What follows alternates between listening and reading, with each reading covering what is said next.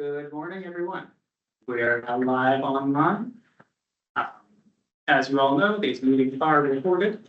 We appreciate it if you sign in. If you're in the room, we have a sign-in sheet at the entrance table. If you're online, we'd like you to enter your name and affiliation in the chat, as a couple people have demonstrated already.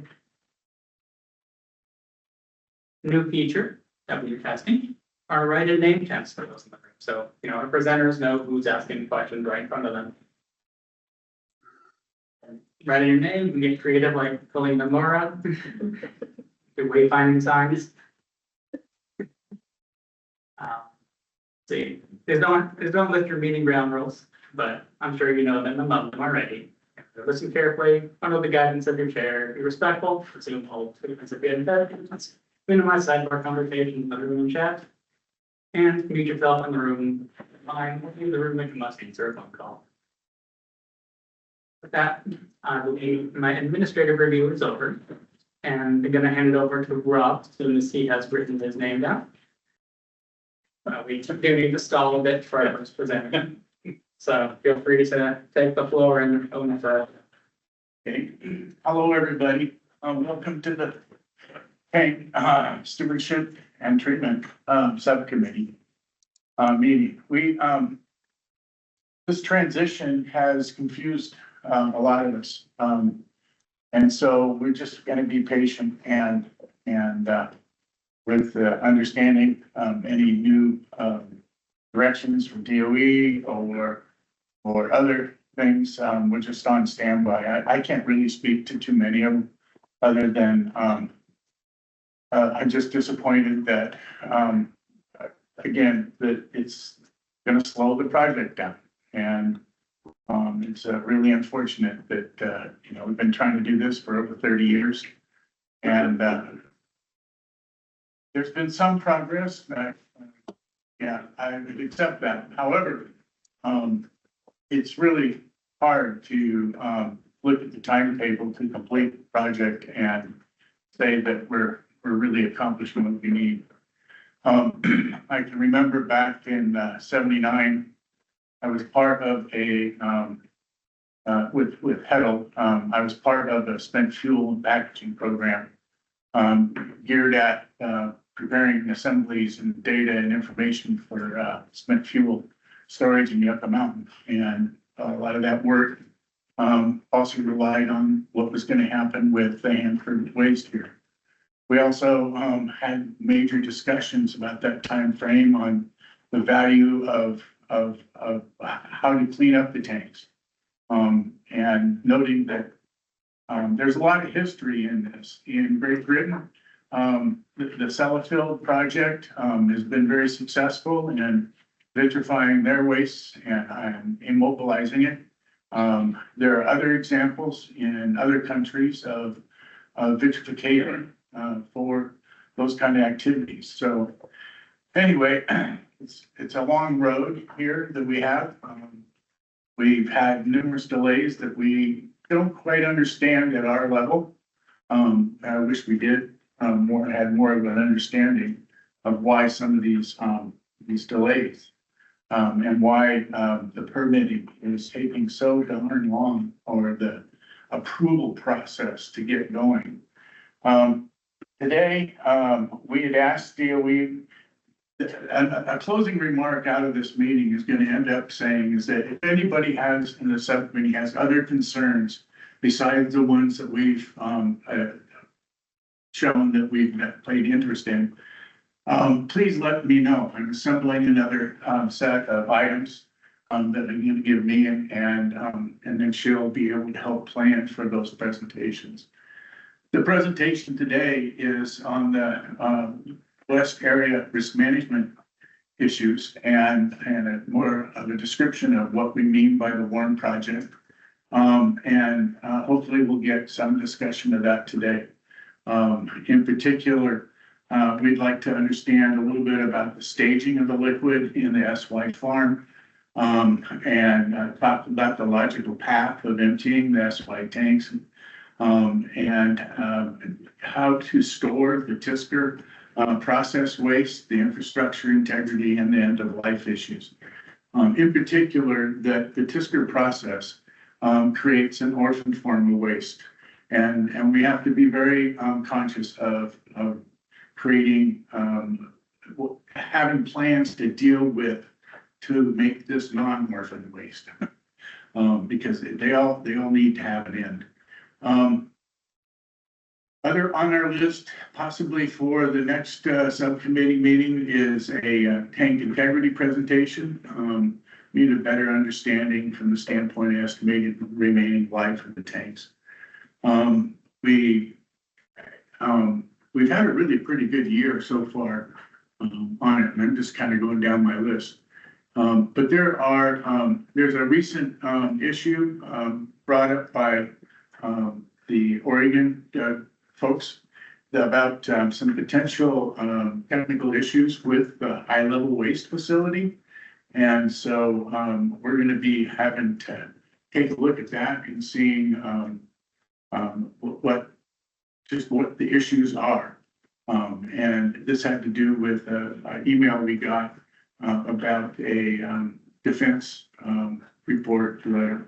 When I went and investigated, it was dated 2017 and 18 with older data in it, but still there's a concern from some folks about some of these technical issues and would want a summary of how they were resolved.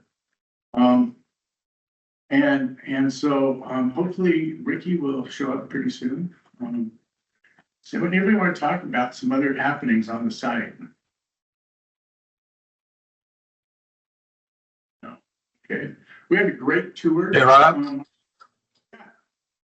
Rob? Hey, this is Rob Parmalee. Rob. I just wondered if were there some recent publications about possible changes in the way we're going to handle DF law out here at the site. Our project director put out a site-wide email this morning about some news stories alleging there may be a change in direction for treating low-activity waste. And did something come out in the papers or something about about the direction that the DF law was heading into? Do you know of? Well, no, I don't know that. But I am aware of the email, and we prior to this meeting, some of us have been talking about it. So does Megan, do you want to name the name of the new guy? So no, the head EM1. Is it EM1 or EM2? We don't have. He hasn't confirmed yet. Tim Walsh. Timothy Walsh will be. He's nominated, but he has not been Senate confirmed yet. Okay, and then this change up with what, Jared? So go ahead and say what happened. Please, you do what I have to do. Susan shared an email with us yesterday to indicate that EM1 was fired. And that the reasoning given was that the leadership in DOE wants to potentially go a different direction in treating cancer tank waste. So in my many years, I've never heard of an EM1 getting fired before. And so it's disappointing and it's unsettling and we don't know what's going to happen. But I'm going to, yeah. Rob, yesterday at Parma, Politico came out with an article. The Tri-City Herald has come out with an article. It is all referencing, from my perspective, the only piece of fact is that Roger Jarrell was fired. The why is a big question mark. There is hypothesizing about it. There is an anonymous source quoted in the Politico article. I caution everybody to be using questioning mind and not necessarily, concerning anonymous sources. There is just not any facts out right now on what's going on. So it's the don't freak out. Let's just kind of continue on with a positive perspective, and it will, if we will get more information, just the same as every other member of the public as time goes on. But right now, go with the no information is okay. Don't freak. I do have a statement that came out a little bit ago, if you guys want me to read it to you. Yes, please. It's contrary to news reports, the Department of Energy has made no changes to its long-standing commitment of environmental cleanup of the Hanford site. DOE is continuing to explore testing and operations of the DF-LAW site to ensure waste disposal options are cost-effective, safe, and environmentally safe. Across the entire department, we are actively working to improve the safety and efficacy of the important work we do each and every day. And if you guys have more questions, I don't have answers, but I have a phone number for you. If you guys want to reach out, it's EM Public Affairs, if anybody wants that. I can give it to you after. Thank you. Thank you. Rob, did that answer your question? Yes, it does. And I appreciate that because this email, like I said, just came out from the project director this morning. It's kind of out of the blue, and I don't really keep up on any local news, so it was just kind of an odd thing to hear. Thanks. It's been kind of, crisis management for about the last 8 hours or so. 8 days. So stay tuned. The saga of politics will continue, I have no doubt. Okay, well, let's see.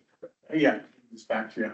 I did just read the copy of it and, yeah. So I can, DOE always, they control the purse. What else to say? Anyway, what else do we got? Well, I can go down and read some other things that, we had asked for and, okay, that's good.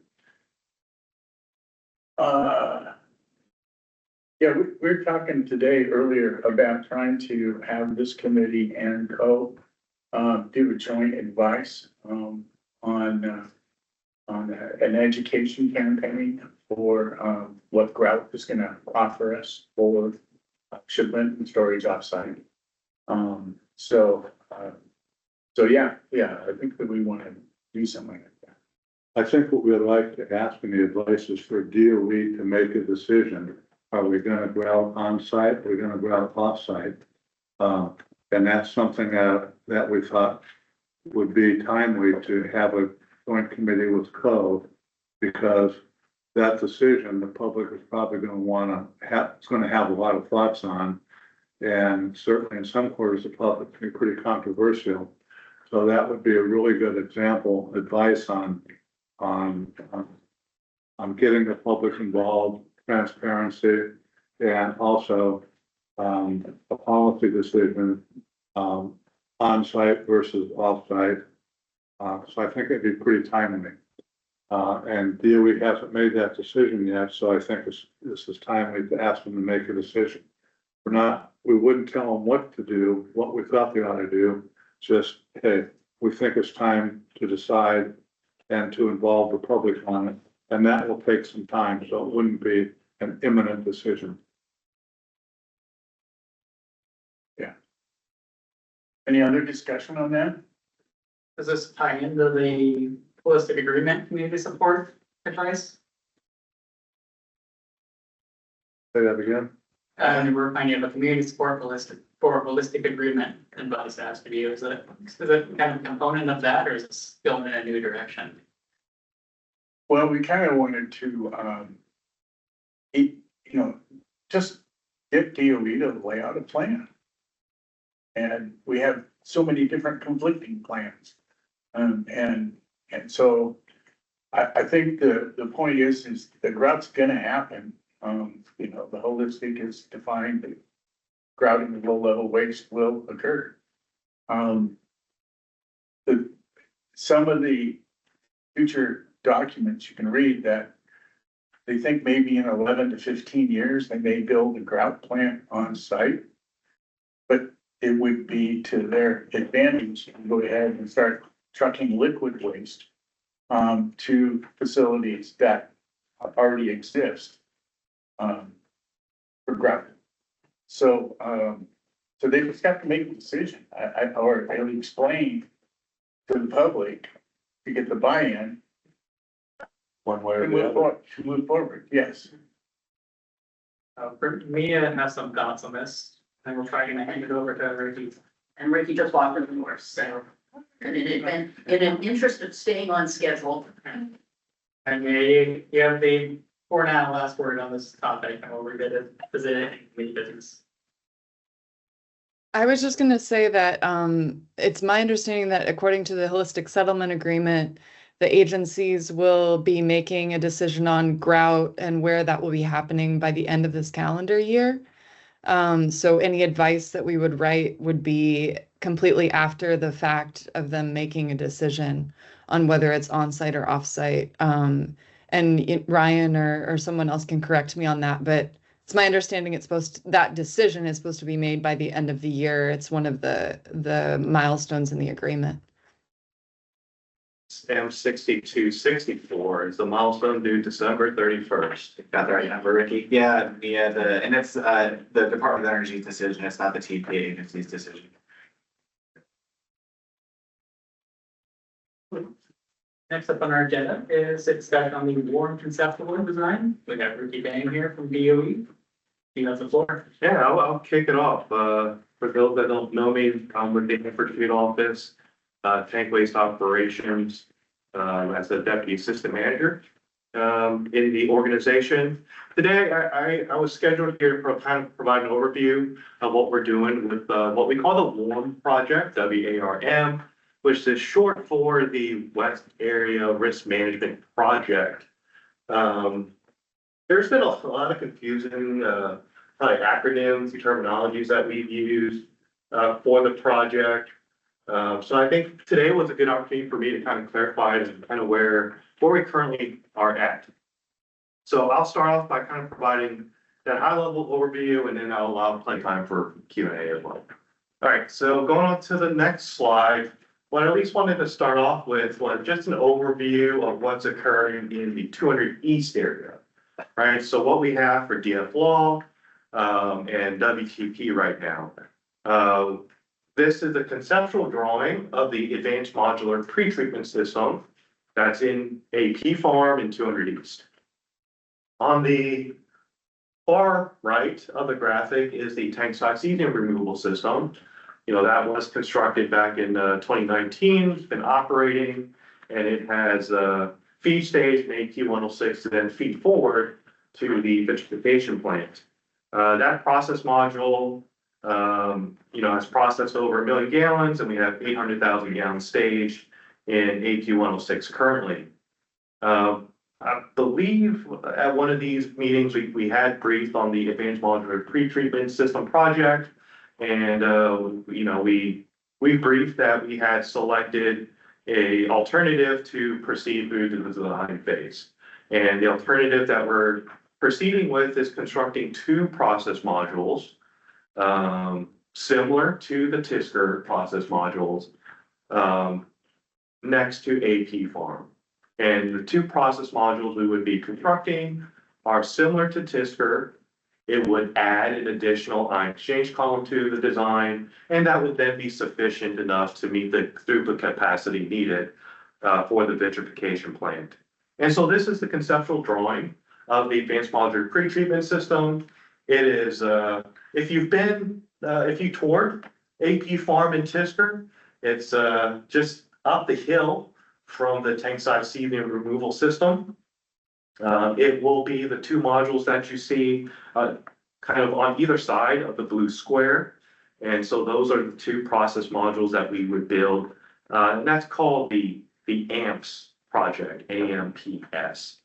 4 columns each with the capacity and throughput to produce just over 1 million gallons a year for each module. So that would add up to about 2.5 million gallons for a year for throughput capacity out of the 2 process modules.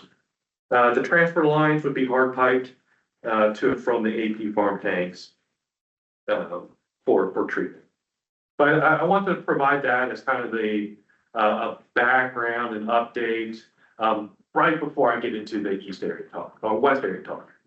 Any questions on the, advanced monitoring pre-treatment system project, what we're doing in the east area here?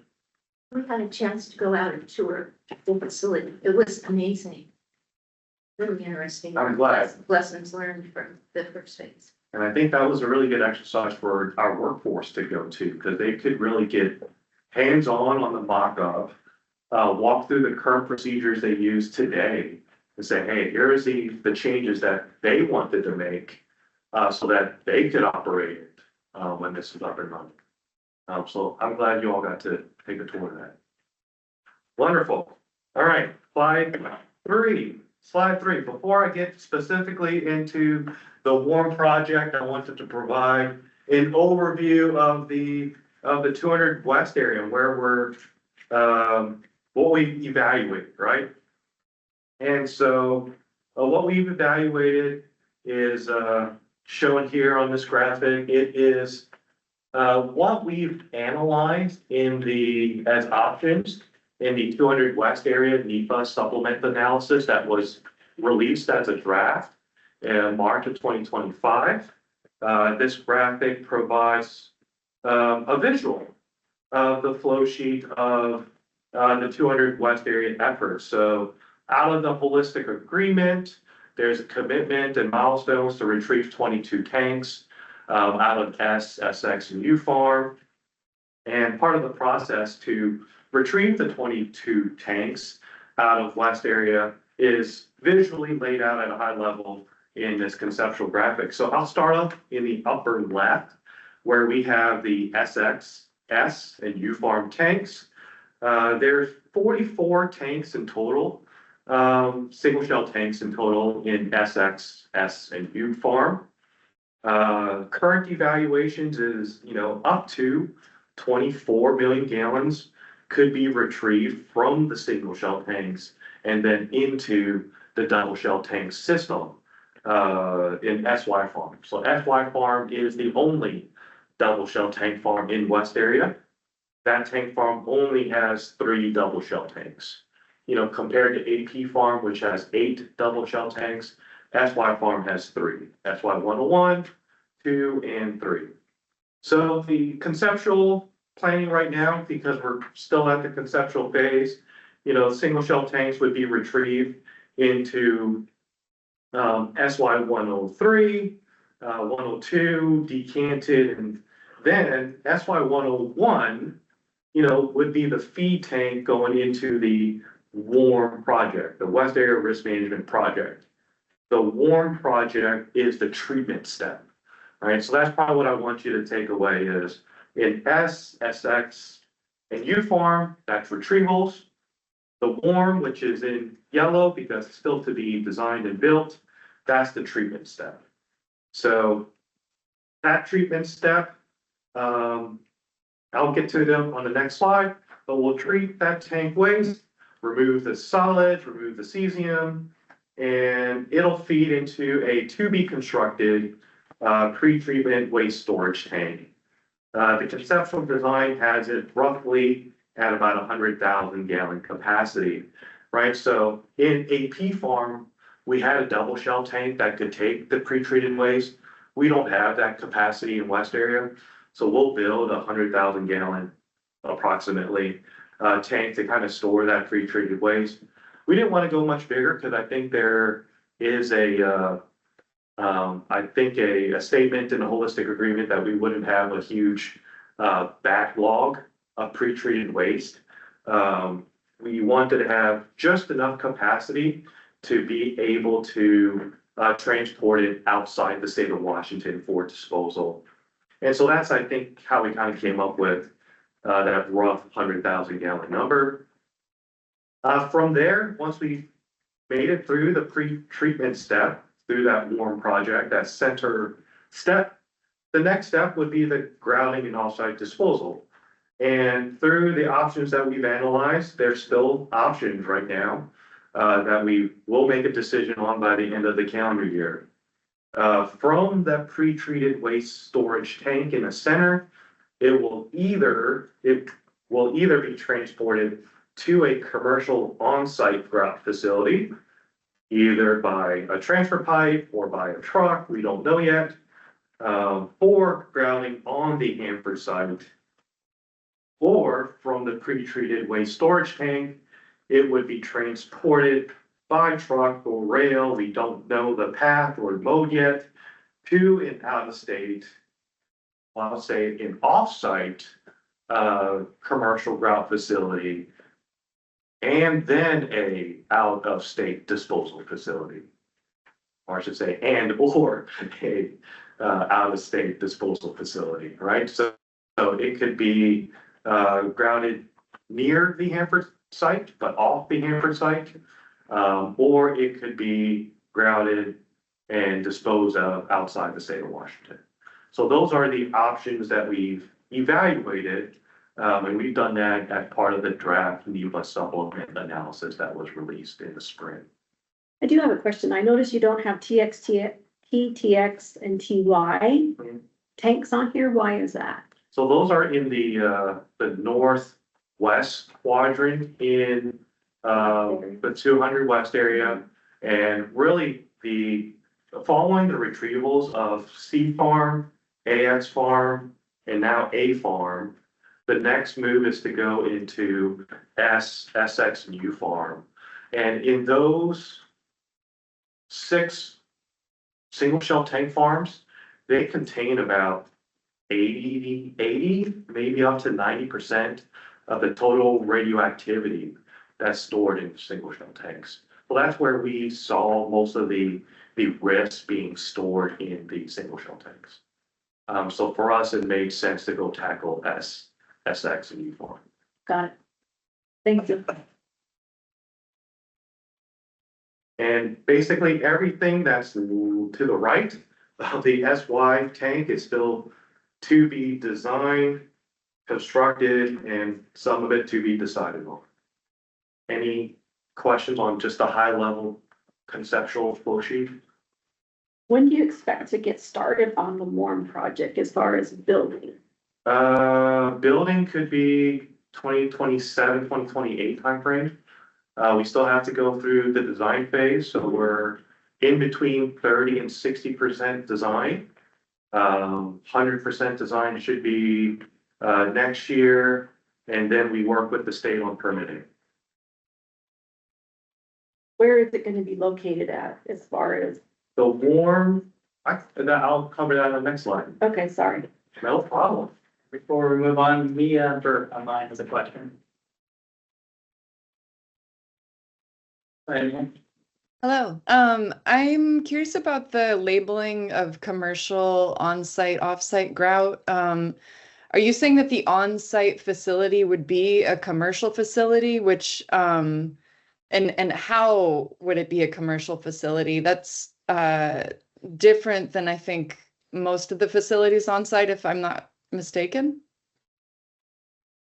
Yeah, so it could be a commercial on the Hanford site facility. How we would do it is we held an industry day, a commercial industry day, to explore interest from industry. That was held back in February of 2025. And I think based on the feedback that our contractor, H2C, received, they have explored options for a commercial on-site grout facility. The next couple of steps, Mia, are a bit procurement sensitive, so I don't think I can go into the details of it today. But I think we would have, yeah, can't go into the details of it today. But Okay. part of it has been a discussion about the possibility of an on-site commercial grout facility. There are some commercial grout on-site facilities. You're right, they are rare. There's Republic Services that's out on the Hanford site right now. And I think P&L also might have a building that they utilize on the Hanford site as well. Okay, thank you. But they would be considered like a subcontractor for us people on Hanford. Would that be true? In this case, we'll be giving away too much information as well. Because it's still, since it's going down, and the way I'll put it, I'll just talk in probably generalities, right? Because it could require a subcontract. If it goes down the path of a subcontract, there are a lot of businesses that would love to have information about when this would come out and what it would look like. So because of that sensitivity, I can speak to generality, share as much as I can, but the timing, the mechanism, I won't get into the details. Quick process check. Do you prefer to take questions slide by side, or would you prefer to kind of run through the presentation? Slide by slide's fine. And so I guess for our regulatory agencies, we also want to jump in with any perspectives on the slide by slide basis. That would be. Yeah, I think we'll wait until the end for a regulatory perspective, at least for ecology, unless Michelle wants to hop in from EPA. But if we have any questions for us, we can answer them slide by slide. So. Yeah, I'll probably also just wait till the end. Thanks. Okay, so we have a queue of Chris, Mia, and Liz. Go ahead, Chris. So now, if you make a decision to go out outside the state of Washington, would the public be involved? Because as you know, there's a lot of public interest on the exact routes that would go. No, not in my state, not in my city, whatever. So would there be a series of meetings to try and get public input, or would this be kind of a unilateral DOE decision? We're gonna go out offsite, we're gonna transport it, and public discussion would happen at a later date. You know, I think if I use the kind of the test bed initiative as an analogy for what we would do for West area, you know, for test bed, we had several regulatory processes that allow for state, public, and tribal input throughout the process. So the NEPA was one of them for TBI. There was the waste determination that we did for TBI. There was the permitting that we did as well. So a lot of this would also go through the permitting as well. And, you know, as we kind of develop the mechanics for a commercial on-site grout facility, that would have to go through the permitting. To the Warren project goes through permitting as well. So there are at least multiple opportunities for state, public, and tribal input Going forward, Mm-hmm. and that would happen after DOE decided to go outside of the state of Washington. All of these opportunities and They permits. would still come out after DOE's completed the milestone. Yeah. Okay, thank you. Liz Robin. You're up, Liz. Hi, thanks. I'm just curious if you can talk about who would be paying for the commercial facility on site. Would it be the commercial entity, or would it be paid for with federal taxpayer dollars and then owned by the federal government? I know we got into a mess of trouble with the waste treatment plant starting off as a commercial project at one point in its evolution. So just curious about that. I assume you're asking specifically about the commercial on-site or off-site grout facility.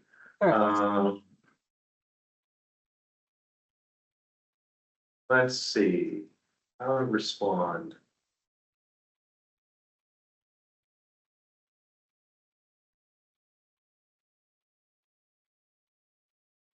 I can't speak to the construction of it, but a lot of, as we prepare the procurement for the commercial on-site grout facility, those would still be Hanford funds. Anything downstream of that is still to be determined. Okay. And Would DOE regulations also apply to the on-site commercial facility? If it's a commercial, I would assume they would have to. But this seems like a thing that we'll have to talk about in the future, for sure. Still to be determined on that. I would say that, requirements would still have to be followed for the, disposal of the material. But I can't speak to the, construction of it today. Okay, I guess, would it be on leased land? Is that the workaround? I can't say today. You cannot say, sorry, I couldn't hear you. I cannot say today. Okay, thanks. So, you got Rob next. Just a couple questions in here. One is, on the 5-year plan, it's the basically 2029 complete construction, initiate operations and warrant. Yes. Okay, so that's on our goals already. So even though, well, this is all fine, but basically you're only dealing with the supername, okay? And the real bad stuff is still there, okay? And so, in answer to the other question that somebody had, they said, well, why we're only concentrating on the S and not the T's and TX and TY? And large part is we put those in mothball. We've got a barrier over the top. Over some of them. Well, then we're replacing another one, 2 of the newer modern materials. So, P is being replaced. B farm does not have a barrier. what we're talking about in west. Yes. Yeah. I think T is being replaced. TX has one. I don't think the TY. I've got on my list TY and part of, part of you has got a barrier in 2023. Farm has a barrier. Yeah. So really, the reason why you're concentrating on the others is because you don't have barriers and they still represent a higher risk rather than the tank farms that have barriers, which are kind of like mothballing the tanks. Well, we did internal stabilization. The barriers help prevent the further mitigation of the radionuclides into the soil and groundwater. Yeah. Right, but the barriers weren't the decision on kind of the retrieval or treatment steps on it, right? Because we would still have access to the tanks for retrievals. Well, no, I'm not suggesting you don't have that, but what I'm saying is that we've got another 50 years ahead of us. And they're in a safe condition now with a barrier on top to drive any more radionuclides down. Okay, so that was just the answer to that question, the reason why you're concentrating on the other farms, okay? With the 44 tanks that you eventually want to get first. Only Okay, talking about tank waste too, the content of tank waste is less hazardous than the other farms in the TXTY. Right. Okay, so back to my first question is that, part of it is, okay, now that we're taking the supernate from here, so, and you're removing or cleaning the tanks, what are you doing with the hot stuff? Where's that going?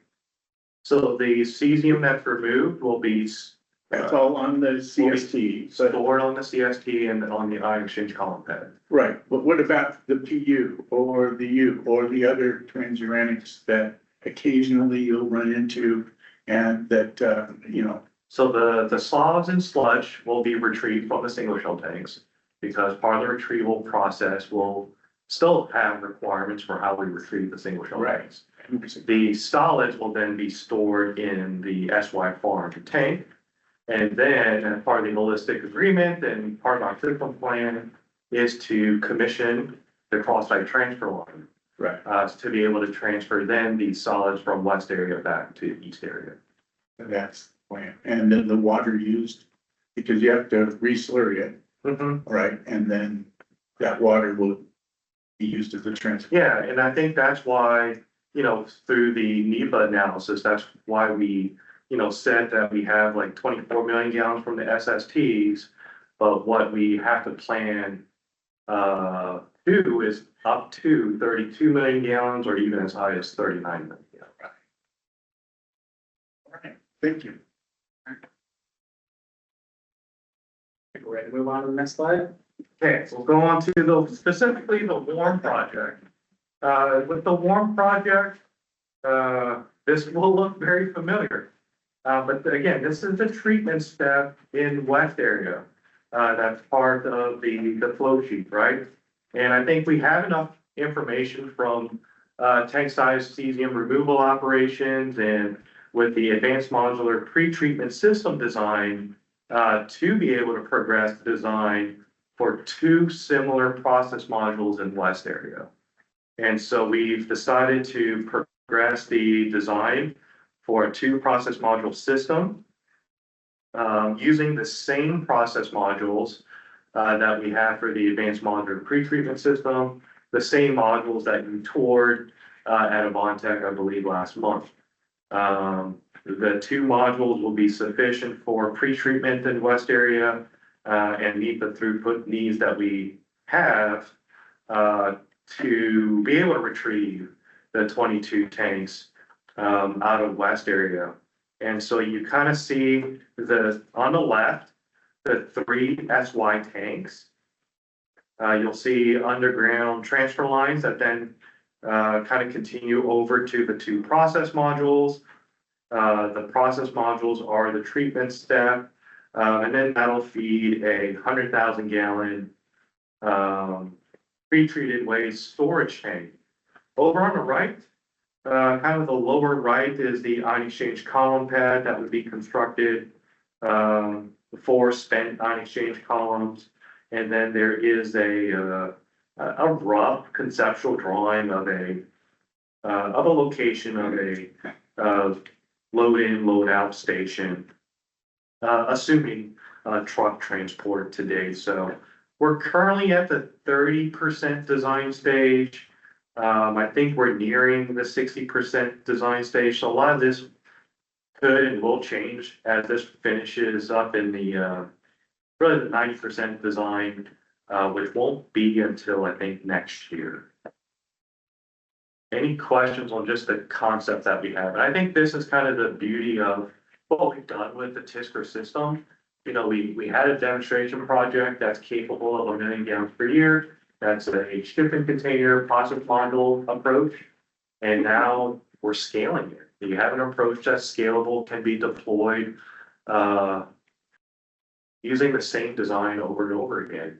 And it makes for the design being simplified. You have similar processes that the workforce is familiar with that can just be repeated in East area as we can in West area.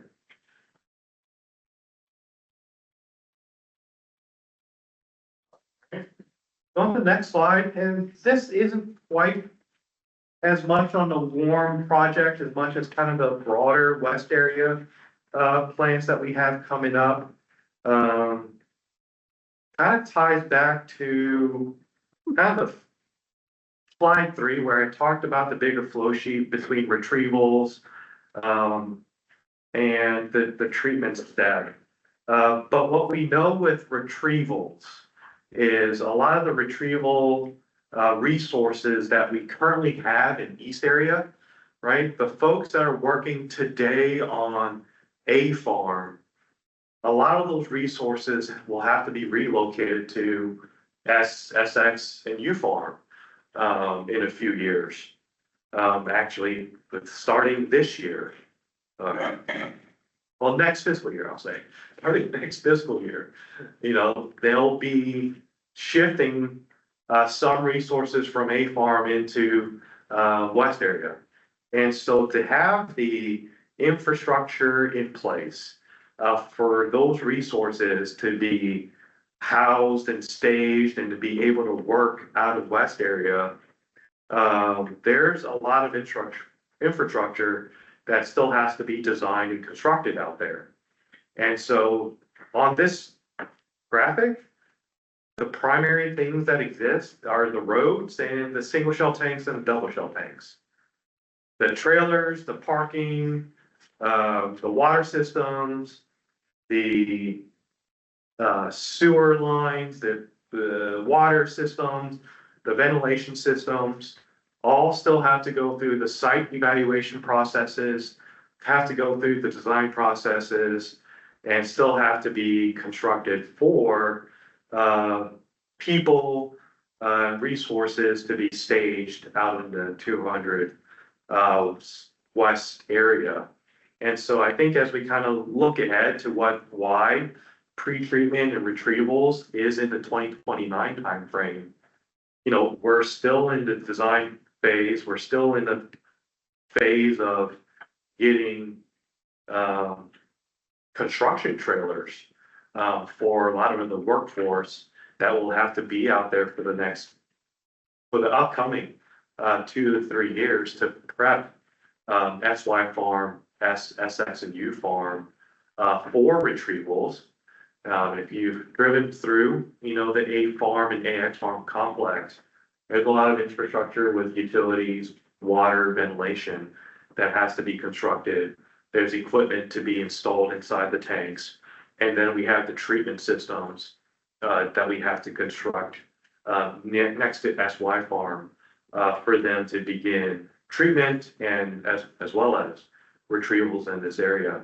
So at least at a high level, this is what I have today to kind of show what we still have to do with site evaluations, design and construction to support the retrieval activities that will occur at SX and farm. So any questions, I think, generally about west area or even tank waste operations today? That's the last slide, so I'm gonna jump in, give our regulators a chance for perspective. Ryan, who's on deck for ecology? Yeah, I'll kick it to Dan first, and then I might have an additional comment to what Dan says. Go ahead, Dan. Good morning, everyone. Thank you, Ricky, for that. As all of you probably know by now after seeing these slides, this is not a simple endeavor. There's a significant amount of stuff that needs to be taken care of, as noted by this West Area construction needs slide. We'll come alongside DOE and support the best we can, but as Ricky has been mentioning, there's a lot to do between single shell, double shell, all the infrastructure necessary, moving the waste, getting it where it needs to be, and then pending the final disposal decision, supporting that as well. So we'll stand ready to do all of that, but it's going to take us a while. Brian? Yeah, the only thing I had to add, Ricky talked to it a little bit because there was a question around public involvement steps, and I think Ricky is accurate in saying there's been a variety of steps that's happened already, and then some potential upcoming opportunities. Like I know one big one, obviously, with the holistic agreement comment period last year, and then the NEPA comment period that DOE held, and then they'll hold a comment period on the waste incidental reprocessing for this some point in the future. And then if Energy does decide to pursue constructing a grouting facility at the Hanford site, Ecology would have to issue permits for that project, and we would invite comment during that process, like we did for TBI. I think that's some of the initial stuff. I know there's some other potential things that that would crop up too, but yeah, Michelle, did you have anything for you, Ken?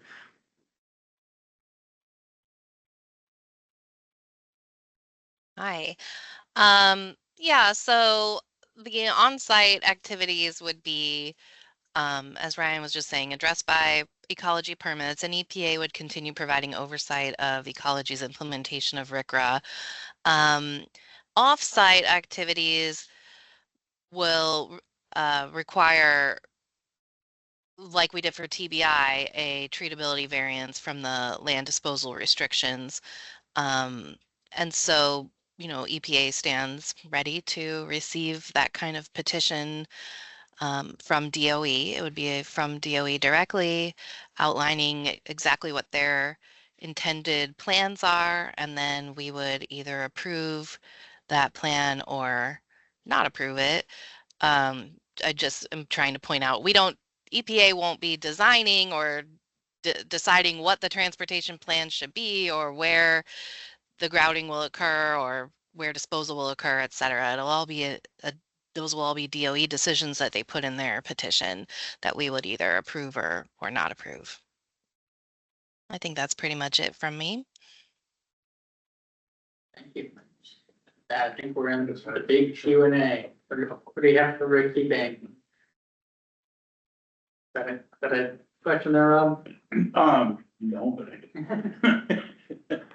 I'm still, though, the process of now that you've separated the sludge from the supernatant. And now we're gonna store it in the tanks or receiving tanks. But, again, you're planning on hard piping that material to the HLW facility. But it needs to go through an evaporator first to evaporate the water that we use to transport it. And that would be in the 242 evaporator, likely at this point. Which just got a new lease on life for another, 40 years, 20 years. So, and then you're gonna direct feed that product to HLW. Okay. That was a missing question in nearly all the information that we have. Is how is it gonna get over to HLW in the direct feed mode? Yeah, And that means that you'll be doing nothing with the existing pre-treat facility at this point. The big one.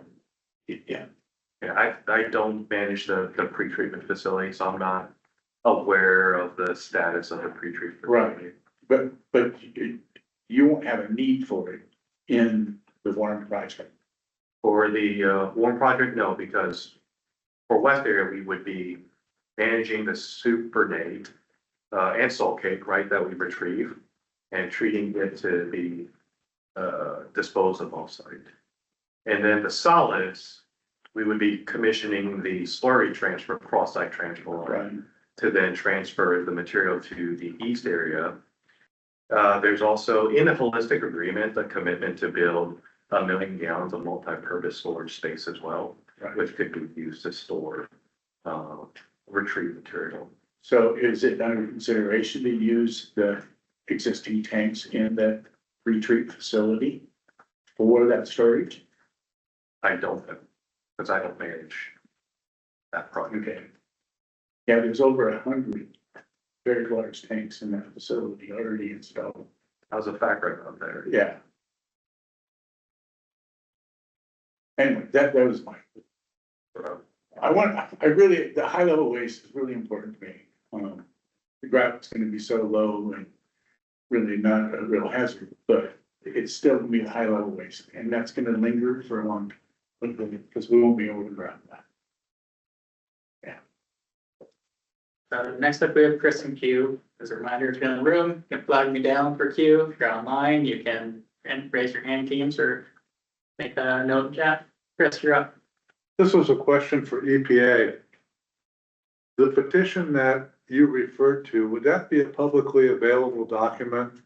Because it would contain a lot of information. I think that would be of real interest to a wide variety of people. Yeah, once DOE submits a final petition to the EPA,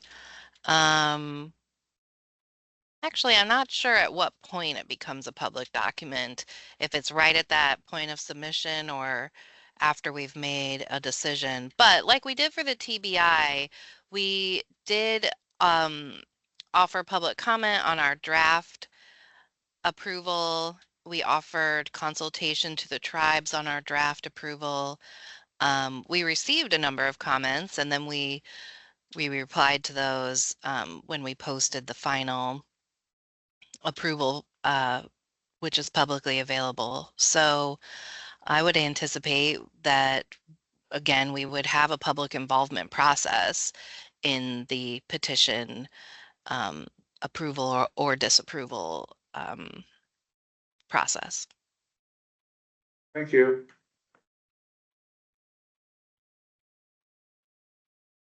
Who else has a question?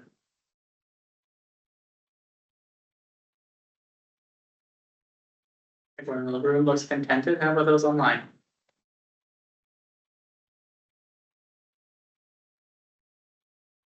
All right. No? Sounds like you've satisfied everyone's curiosities for now. And hey, Ricky, has just curiosity. Now that you have what's necessary to build and put in place, are we working on cost estimates at this point Let's for see, each of these facilities, or looking at the overall for planning? 20, looking into 26, we know what we need for 26. For SY and SSX and U farm retrievals. If you're looking for a full estimate through 40, I don't think we have that. Outside of probably what's in system plan 10. Yeah, which changed, right, yeah. Okay, thanks. Thank you so much for sharing the morning with us. Thank you. Jeffrey. We're about, a little over 15 minutes ahead of schedule. Would you like to take an early break, then, check the status for our next presenter, or jump to committee business for a minute? I'll go see.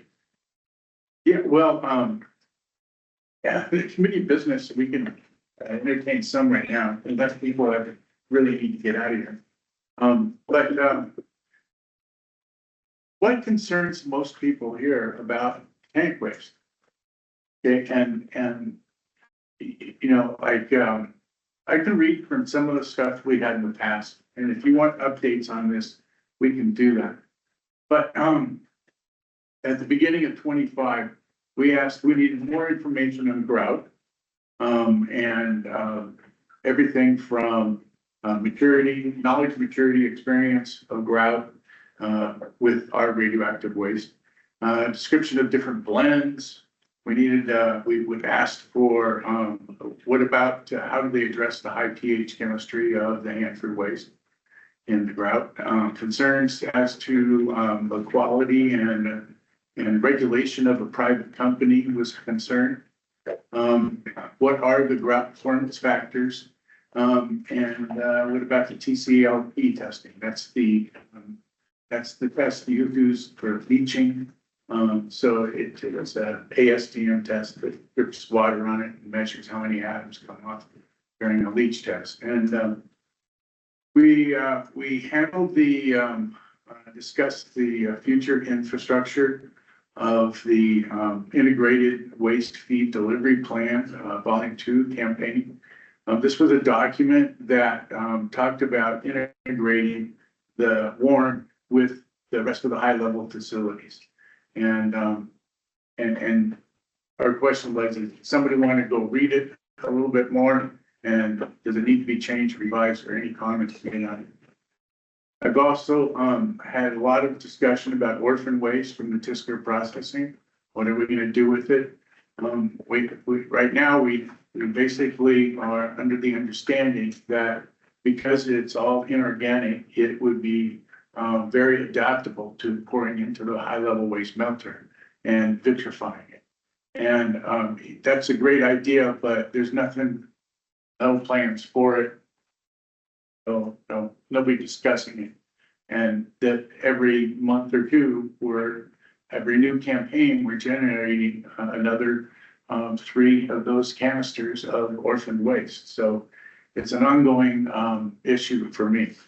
At least we need to understand, is there a conceptual design how to get that stuff to the melter? For our discussion today, we asked for Ricky to come into it and talk to us about the WARM area. I guess one question I forgot to ask was the reference to the 22 tanks. Just let us know what that question is, Robin can email to them. Okay. Yeah. And then we also have, for a long time, we've been entertaining and talking with the tank expert panel folks. Some of them, emailed member Cal Boomer is presented here from time to time. So back about 5 years ago, under the presentation, we got some beautiful pictures And anyway, these tanks need to last a lot longer. And two really troubling factors were identified in the tank inspections. Okay, one is the spalling of the concrete and exposed reinforcement bars. So the pictures show reinforcement bars corroding away in the dome of one of the tanks on the underside of the top. And the other one was the under deposit cracking erosion on the tank floor. One of the tanks that they have done an investigation on, I found that some cracks were appearing at some of the seams or near the seams.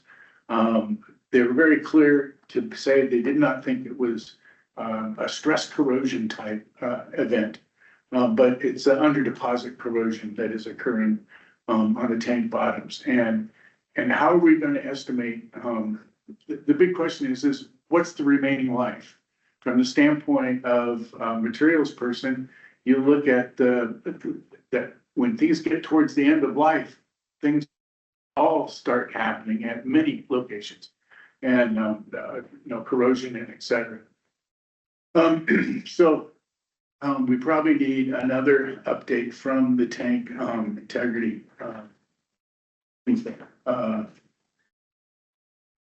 Then again, talk about board formation. Oh, there was some future talk about instead of using wet methods to remove the high level waste from the bottom of the tank, there was some discussion about drying the waste and having a dry waste retrievals, the advantages, disadvantages.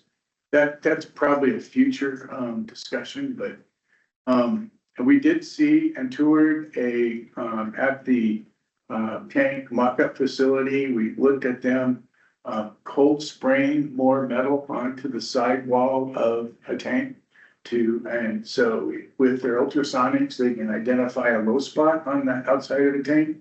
And then they can come in with a machine and cold spray extra metal there to give it and extending its life. It's only adaptable to our double shell tanks, and it's only adaptable to the sidewalls. They can't get the tools into the very bottom of the tank. So that was a very interesting, but it's the idea of trying to fix one of those tanks is it's a horrendous thought. How we would ever do it. And that's why our current path for retrieving and making them dry is really where we want to be. We'd always want and love to hear some of the lessons learned from the LAW facility being applied to the HLW facility. Those are always good presentations.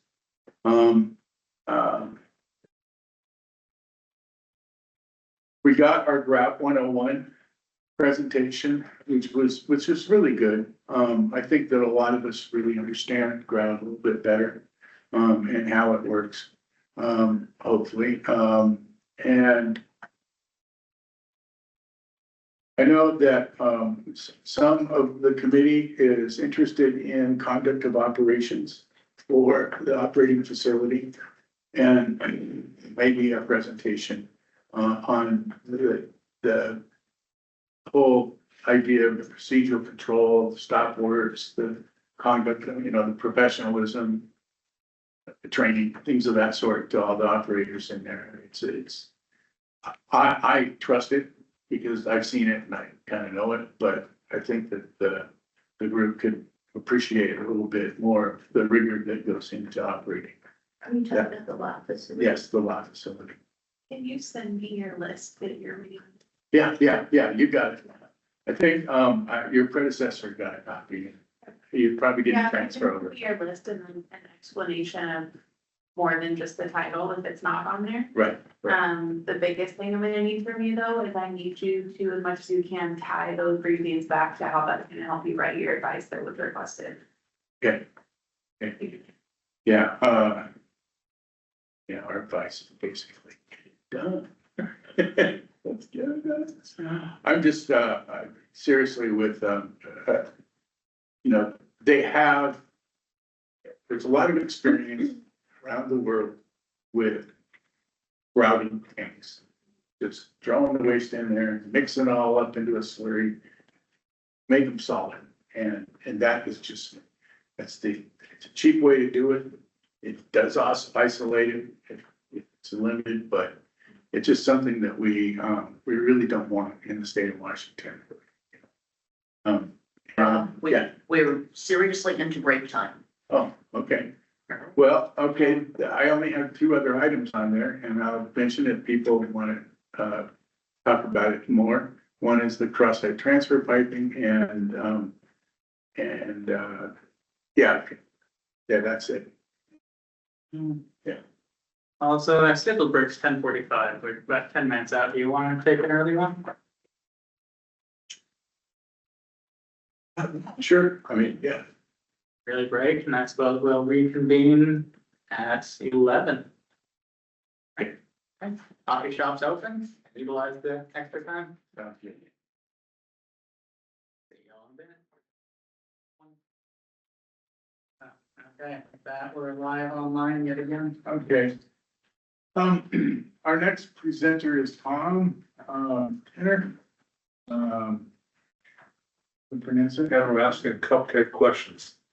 That's not what I heard, which is okay. That's why I'm here. Thank you. And Tom, which department in DOE are you, with group or physical? I'm with the waste treatment plant. I work Matt Erwin is my assistant manager, and I'm on the HLW side, high level waste side, where Matt's primarily focused with the vehicle side. So that's the divide. Okay. Matt oversees both. Okay.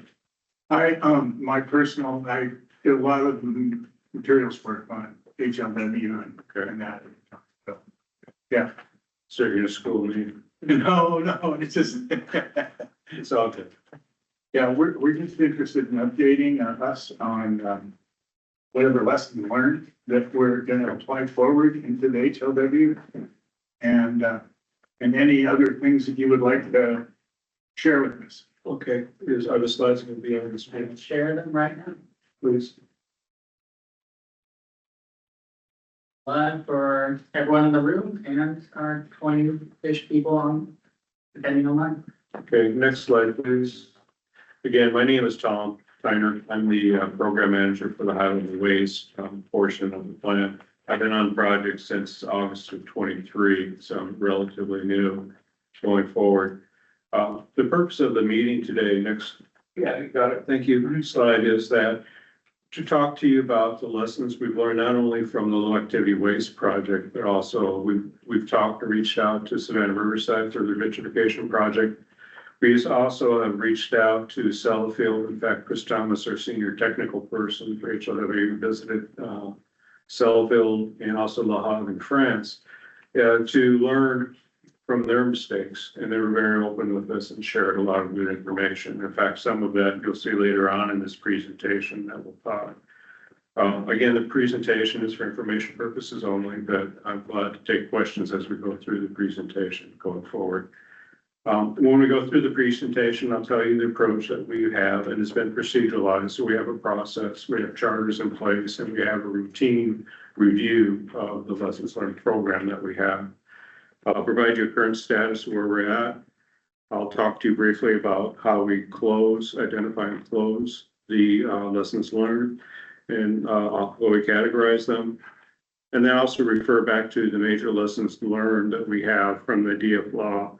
Again, I'm not going to throw stones at anybody. It's through trial and error at times where people with the best ideas at the time implemented a technology or design only to find out later on that it didn't work as planned. Case in point, some of the major lessons learned, we'll go over that, but I'll just mention one, the melted power supplies. If you remember the heaters, bubblers, things like that. We learned a lot from them. Also, the material that was used. Also talk to you about lessons learned with regards to other risk reduction activities that we're undertaking, aging obsolescence, things of that nature, and then also key takeaways. So as we've talked. we'll go forward. Next slide, please. The approach I mentioned briefly is, again, we identify them. Right now, we're about 896 lessons learned that we've come across, 100 directly from low activity waste interviews and then other project visits that I mentioned. But we also reached out to chemical processing plants and other vitrification plants throughout the country that have complex systems. Planning, again, programmatic lessons. We also have implemented a change management plans so that we look at the cumulative effect of design changes or operational changes as we go forward, such that as we do that, we want to look for any incremental changes that might be small in one area, but you want to look at what it may affect on the back end once we get into testing. That's been a lesson learned. Implementation, I'll go briefly how we do design then build, and then effectiveness. Again, we have a feedback loop that is continuous on that. Bechtel senior management with DOE participation do meet on a monthly basis at least to discuss lessons learned and status and how things have been done. So again, it's a living process, and we plan to continue through not only the design phase, which we're in right now in limited construction, but also going into the startup test, construction, final construction, and startup testing and into operations so that we can keep a log going forward. Next slide, please. This is current status. Again, I mentioned 896 to date at the end of August of this year. 12 sources, law, plus 11 external. I mentioned like Savannah Riverside for theirs, West Valley, Sellafield, La Hogue, and then also commercial plants. Lessons learned, disposition, and completion status. Disposition means that they're identified, reviewed, and categorized for applicability. And then completed means that once we've reviewed them, or the contractor has reviewed them for applicability, they develop a plan to implement. So that's what that means. So that's disposition and completion. And the next one down too is where they came from, the lessons learned. You can see DF law. We've disposition 417, 377 have been reviewed and completed. And then off project, that would be La Hogue, Sellafield, Savannah Riverside, etc. So again, it's a continuous outreach going forward. Any questions on this slide, please? Next slide, please. Okay, thank you. Completed. This is for this year, March through July. You can see that we are continuing to reach out and review as we go forward. Lessons learned, and these are ones that we've completed, so it follows the same color category. And a couple things I'd like to emphasize on this too is that there's some issues that came up in the off-gas system that DFLAW is still working through with instrumentation controls, things of that nature. Also the scrubbers and the carbon bed and HEPA filters.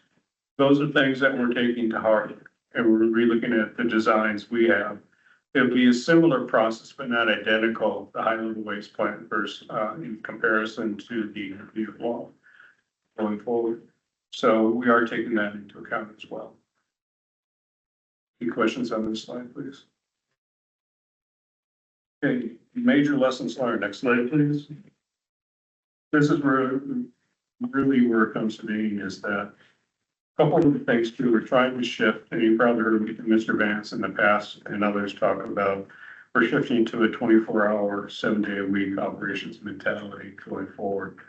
And what that means is that what we're looking to do is to be attentive to what we're doing, and the end result of our work is going to be an operable, safe facility. Where we are right now, with the next one is the next bullet talks briefly about the change plans that we have in place. But the biggest change we made in the HLW project is we're doing a design then build of the project, the design instead of a design build. What that allows us to do is to look at a component level, then subsystem, system, and then integrated system testing up front, so that as we learn, as we go forward design, we're going to be doing extensive testing, mock-up, and things of that nature, at either locally or at the vendor. such that we work out the bugs ahead of time, similar to what I did with the contractor on the sludge project. We started out at the subcomponent, got the right pump, got the right pipes, put them together, and then we were able to design out a number of issues that probably could have been problematic going forward. So that's the intent. And again, to mention some of these things that were the major lessons learned. One other thing too is integrated. We've contractor established one testing organization that is to combine all the BNI groups together to remove any potential strike pipes, unintentional. Things of that, so that we're talking all together, and that one goes along heavily with the design and build mentality. And it's paying benefits for that, as from what we've seen. And again, too, what we're looking at is 23 early testing opportunities of the melters, power supplies, off-gas system, things of that nature. So that again goes back to the integrated approach to making sure we try to work through as many issues as we can. Ahead of time going forward. And then also one thing too, with regards to in the designs were introduced from Sellafield, Steve Bostock came over from there, is that we're looking to have an operator's mentality or observation up front so that when, so we call it CTOMs, constructability, testability, operability, maintainability reviews of plan designs, not only for this HLW facility, but also the balance of facilities, your melter assembly bay, things of that nature, so that the design is going to be compatible with operation going forward. So again, it's just one thing too, you maybe design a great system, put it in place, and then find out you have issues with being able to test it, operate it, things of that nature, and that's the goal here. If I remember, we've done 26 reviews, and we're finishing up the plan itself here by the end of the calendar year. And then we're also starting to look at the balance of facilities that we're talking about. And again, to mention too, part of this too is the change management plans we have in place for these key changes so that we can keep track and move forward. Next slide, please. Again, I briefly mentioned previously about other risk reduction activities. And when I say risk reduction, that means it's going to be operated safely, more efficiently, which means savings in time and money without sacrificing quality or safety. AEC and obsolescence reviews, when the project was basically stopped, HLW portion back in 2012, 2016, is that there's a number of equipment that had been previously purchased and is still stored in warehouses in Yakima and then also here locally. We're going through that one to make sure that the equipment is still operable and then also is still supportive going forward. What I mean by that is sometimes the vendor may no longer supply the pump or support that pump or software, things of that nature. And right now we are seeing about a 30% failure rate of that review. So in other words, we're trying to go back and we've done a baseline design review to verify where the design stands. The next step was to look at the equipment that was purchased, and then we have to reach out, or Bechtel has to reach out to see if they have to replace the equipment, to find the vendor and things like that nature. So that's also important. One of the other key risk reduction activities is closure and legacy issues. In the past, you may have heard what's called quality assurance war room, where there are numerous quality issues with HLW. Then all those issues have been satisfactorily closed and closed the war room just winter of this year. That was a tremendous effort by both the contractor and the federal workforce working together in a collaborative manner. That doesn't mean that one side or the other took precedence over the other. What it does mean is that we had a meeting of the minds, looked at the facts, and then closed the issues. So we have a very good working relationship with the contractor. We understand each other's roles, responsibilities, and also the division that is necessary between our groups. So non-conformance reports, what that really refers to is technical design issues or questions that were raised during inspections. Programmatic issue condition reports, as we call them, so it's NCRs for technical. Condition reports or CRs, it's her process and procedure. How we can improve our position as we move forward and make sure we get the reliable repetition of expected outcomes. And then design actions, I already mentioned that in briefly talking about how what we're looking at is to issues raised by not only DFLAW but others, that we're incorporating those into our design and engineering efforts. And then one of the other aspects of the phase one, as we call it, between 23, 24, all the way through the end of calendar year 27 is what we call the 90% design and some limited construction. What we want to do with weathering in the facility, which is this part, is that we're putting equipment inside the facility and also weathering it in, putting siding on, and then also a roof. But it's also sequenced so that the equipment goes in before we seal the building up, pouring the slabs, things of that nature. And then the next step would be phase two, which is final construction and then commissioning. That'll take us up to meet the consent decree milestones, which is 2033, 2035 timeframe. We are working towards the required consent decree milestone, which is to provide ecology as the lead and EPA as the backup. My word, by I think it's 2028, December 2028. And then that way we'll also have, actually it's June 26, 28, and then December of 28 to have new milestones in place or negotiated with the state. So again, too, we are aware of the consent decree commitments that we've made. We are working as part of that in a direct feed high level waste mode, with DFLAW, direct feed low activity waste. And we are working towards that. We also have routine, at least at monthly interfaces with ecology, with regards to current status of the project.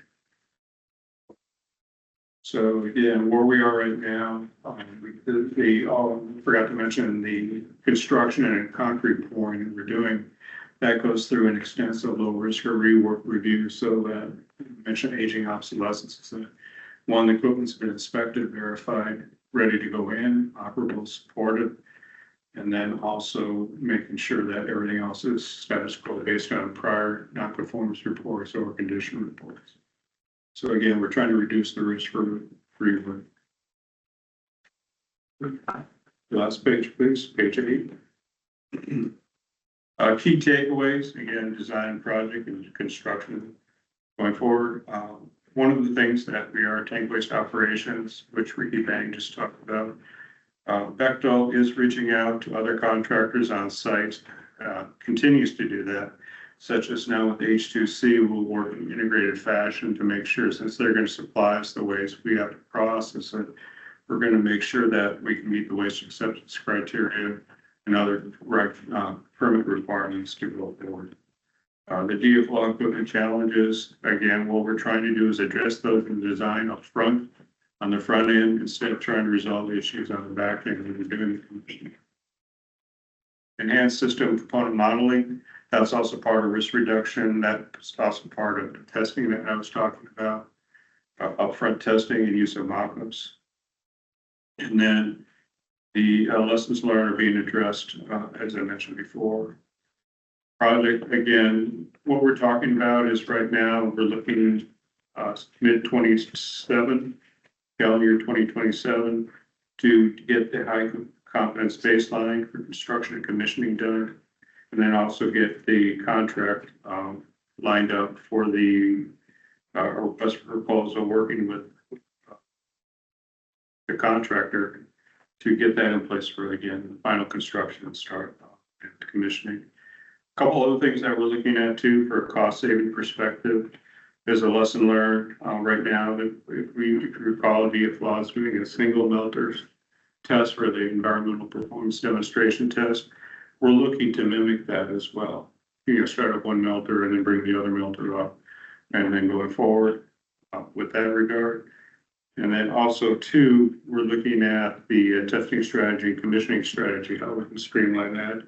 Again, with the goal to do everything we need to do, be safe and compliant, but also try to do things more timely.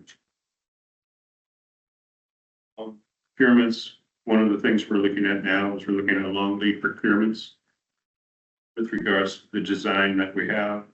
All of our systems in HLW are pretty much at 60% right now, and going to 90%, and that's in accordance with DOE standard 1189. There's still going to be a significant amount of testing that will inform design once we get the manufacturers in, we start talking to the vendors. And then also it'll be an ongoing effort for risk reduction through the life of the project. And then last but not least is that changes in design will be incorporated before construction and testing proceed. That's our goal. So overall, we're looking to reduce risk safely. We're not looking to cut corners. That's not the intent of our effort. It's to do what's necessary and sufficient. We have a lot of people helping us in that regard. We have defense forward, number of regulators, which is fine. They're doing their job. But we want to make sure that we get a plant that will be operable in a safe and compliant manner. That's the end of my presentation. Thank you. For the Q&A, I'd like to give the regulators a chance to provide their perspectives. Did we have Kurt all do this round? Yeah, I got Dan again. Dan, whenever you're ready. Thank you. Good morning, Tom. Good to hear your presentation. Ecology likes the integrated approach. Certainly, the more we know about everything we need to know, the better. We're also really pleased that we're learning from LAW. There's lots of lessons there that hopefully we can transition to high-level waste. And we hope that level of learning continues in the future. And hopefully the result of that is that we'll be saving time and resources and processes, people, and paper as we go forward. And as Tom mentioned, we're in contact with the permittees and DOE on a regular basis, so we kind of have an idea what's going on, and we stand ready to do the permitting as we need to. Tom, one thing you might talk about just a bit are the phasings and the timings of those phasings. I'll be glad to, Dan. Right now, what we've done is we separated the work into two primary phases to get us from where we are now until we get through hot commissioning. The first phase, we broke into phase 1A and 1B using a concept called alpha contracting. What the purpose there is to better define the scope. So once you have a good scope definition, you get better price and reduce the risk on the contract and the credit side. So 1A has been negotiated, it's being put on contract. 1B will pick up April 1st of 26 through the end of 27. And what 1B will primarily involve continued design, complete up to 90% for all the systems of HLW, as well as the balance of facilities that I mentioned, which are your auxiliary or support facilities going forward. And then the second phase that I mentioned is to complete construction and not only the HLW facility, but those balance of auxiliary facilities necessary to support operation of the plant. And then going through then the similar aspect in phase 2 of cold commissioning, start testing, cold commissioning, and then hot commissioning. Did that answer the question, Dan? Yeah, would you like to add anything? No, you did well. Appreciate it. Thank you. Thank you. On the EPA side, we have Michelle. Hi. I don't have much to say about this. It's from a regulatory perspective, ecology is the lead. So EPA's role is just, as with other matters, oversight of ecology. Although, it's always good to see this kind of integrated approach, as Dan said, and really, really glad to see that the years of effort and millions of dollars that have gone into DFLAW are helping to pave the way for HLW as well. That's it for me. Thank you very much. And down to questions. So if you're in the room, you can flag me down for attention. If you're online, you can raise your hand, teams, or enter a comment in the chat. We're going to start with Chris, and we're going to go to Mia. Chris, you're up. On your slide 6, major lessons learned from DFLAW and across the DOE complex. I'm curious, your first bullet says, major change in Hanford site operations mentality to shift 24-hour facility operations at the law facility. What exactly is the lesson? Well, that you want to take and apply to the high level waste project? we plan to follow where we would bring in the shift operators, engineers, things of that nature in early on the design. And then put them in a 24/7 mode, that's shift work basically.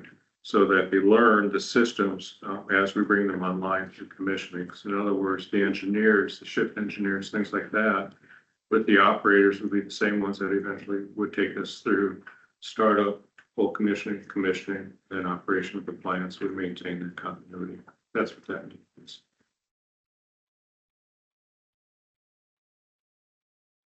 Just to get a qualified staff. And Yeah, I've got a Mia and then Rob. Mia, you're up. Hi, Tom. Thank you for your presentation. I'm wondering if you could, if there's a publicly available report that could be shared about the resolution of the quality assurance issues. I'll look into that for you. We'll take that as a lookup. Okay, thank you. Mia, what I'd have to do too is make sure it goes through screening and things of that nature. But if we can share, I'd be more than happy to. And that'd be the report out from the QA warrants, which is different. Thank you. You're welcome. So, having a lot of experience there, a lot of this takes time. And do we feel the urgency, the knowing that we've got tanks out there leaking, that we've really got to get this project, sooner than later? Largely, I'm reflecting on what you're saying. So, a lot of the original engineers that worked in the design of the project are no longer working on the project. Okay, they've either retired, it's 30 years into it, or now we're over 20. If you counted some holdovers from BNFL. But the question is that every year we extend this project is more money, and money is hard to get. And at this point, if you look at the outward budget, there's just the WTP tank farm operations is going to assume 70% of the budget, the entire budget to the side here. What are we doing to speed this up? It's not all the time that slowing down is the answer to quality. In some cases, it's other things than just slowing down. And it seems like we're getting a lot of slowdown. So anyway, can you speak though to the fact that is there really an interest in lowering the cost of this, or doing it faster, better, stronger, whatever that thing is? Faster, better, cheaper. Yeah, faster, better, cheaper. Yeah, it's just an amount of money that we're going to spend on this over the next years is just, I don't know how the government can continue to support us. It's expensive. So are those thoughts in any of these discussions that you're having for the improved quality, the lessons learned, the et cetera? How can we speed this up? Yes, there's a number of things, again, too. Lessons learned. By reducing risk, you reduce costs and schedule. That's the whole purpose behind the lessons learned program. But also, too, one of the other things that we're looking at, too, is instead of having like a separate asset protection bill, and we're looking to take those functions to protect the melters for loss of sunset power, but incorporate those into other existing facilities. So we're looking at facility combination. But overall, yes, we're looking to reduce costs is in an effective manner so that we don't reduce safety. That's the overall goal, is to, as you said, better, faster, cheaper. Some people take that as mean we're going to cut corners. No, we're not going to do that. So people understand that. But there's a number of things that we're looking at to reduce costs. We're also looking at a commercialization approach such that does it make sense for DOE to build a new electric switchgear building? The answer is no. There's a number of subcontractors out in the area and across the country that could come in, do that for us better, faster, cheaper. So we're looking at a commercialization approach to make sure they meet our standards. And, you know, we'll be doing the standards that are common to the industry going forward. As far as the money goes, I'm a taxpayer like you all are. And we would like to make sure that what we do is beneficial. But that's, again, this is on lessons learned, is just one of the many underpinnings that we're doing to try to reduce the cost based on lessons learned so we don't repeat them. Like the melter supply or the power supplies that we said that prevented us from going into full commissioning. That was what, 8-9 months before we figured that out.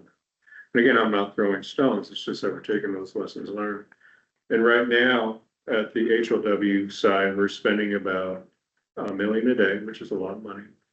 So reduce schedule by a month, 2 months, 3 months, a year, you can figure out what the cost savings are gonna be. And one thing too, not to brag on it, but Bechtel and HLW mission has done very well. We're under budget and ahead of schedule by about 5 weeks in design. So those are the type of things that we're not advertising, we're just going forward and, you know, getting the work done. And with regards to cost, the contractor along with DOE, no idea is bad, but you have to screen them out to make sure that what we're gonna do. And that goes back to okay, if we decide to put, say, the emergency diesel generators in a slab in a Conex box like they do at commercial power plants, what does that mean to other existing facilities? We're also looking at nuclear safety space, working with the chief of nuclear safety back east, Brenda Hawks, things of that nature, such that, you know, making sure we meet the intent of the safety functions. But that doesn't mean we get overly conservative. Now that, again, does not mean we're cutting corners, just making sure we're necessary and sufficient, not only for the startup commissioning testing, but also for the life of the plant, which right now the design life is 40 years. So it's a complex answer, but it is in the front of our mind. We are aware of the pressures. We're also aware of the other parts, the other needs of the site as well. And that's why if you look at our baseline and our schedule, we're trying to make sure that we don't ask for X number of dollars when the reality is down here, so that the other sites missions can continue.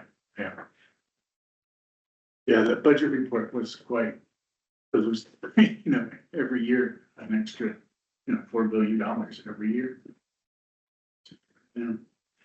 Okay, anybody else have any questions? Comments? Anyone to you for the moment, if you'd like to ask, feel free to speak up. Will H2C eventually take over operations of the high-level waste treatment? Or when that starts, will that be beyond their contract end? Right now, I'm not sure the actual contract requirements for H2C, but I do know Bechtel for DF Law is to get the facility up and operating, and then there's gonna be a transition period from Bechtel to H2C, and HLW will follow the same process. So H2C and or a successor would be the ones that would be operating. And that's where your operating teams, you were getting operators in early to. DF Law just do Yeah, that. yeah. We're not doing that now, HLW, but that's again too, one of the lessons learned to clarify, if I may, is that when it's time, we'll start bringing those people in at a time to be part of the testing and commissioning and then the operation. Right. We're not there yet. So again, too, we're trying to match the staff to this so that we don't have the mobilization, demobilization costs, which can be quite expensive. Gosh, sounds good. And that we were going to get a report or some document. Well, we have an action, we have it written down, so we can pass it on and look at it. Okay, How that would work. that would be nice. And I don't want to leave you with the impression that everything's rosy. I mean, it's every day something new comes up and our goal is to work through it and figure it out. Right. So there's a lot of risk out there still. But we have a good team and I think we can go through it. So is there something recent, having to do with the technical issues coming back up? Nothing over. Okay, just what we're learning from DF law, those type of things. Okay, I got a note from our Oregon people wondering about some of the technical issues, criticality and slurry erosion and things of that sort. I do know those things are being addressed as we do the system designs, because I've asked about that. We got a pipe that has the last 40 years and a remote handled, RH handled waste. Right. You gotta make sure it doesn't fail. Right. I'm aware of that, but that is being designed out. I do know also the Defense Nuclear Facility Safety Board had a number of technical issues. Those have been resolved, but we are working with the resident inspectors to make sure that they're also brought along with what we're thinking and doing as we make changes to the safety posture, things of that nature. One of the things we're able to do is through very extensive calculations is that we no longer have what's called safety class systems in HW. We're able to move those down one level to safety significant. Still, the margin of safety is, you're still conservative, you're still safe, but you're not having to go out for, say, a very high quality product when you can get something that's just as good, but maybe be more commercially available. A commercial grade education. Yes. Yeah. So those, again, it's just a lot of efforts to drive costs down in a safe environment. And there's risks out there and we plan to hit them head on. Thank you. Thank you. Yeah. Any other questions, please? Do a double check. I don't see any in the room. How about anyone online? Then silence is satisfaction. Oh, Tom, this is very informative. Thanks for You're coming. welcome, sir. Yeah, come back anytime, special needs you might have. I'll leave that to Mike. Yeah, They got the leash. yeah. No, again, thank you for your time. Appreciate it. Thanks.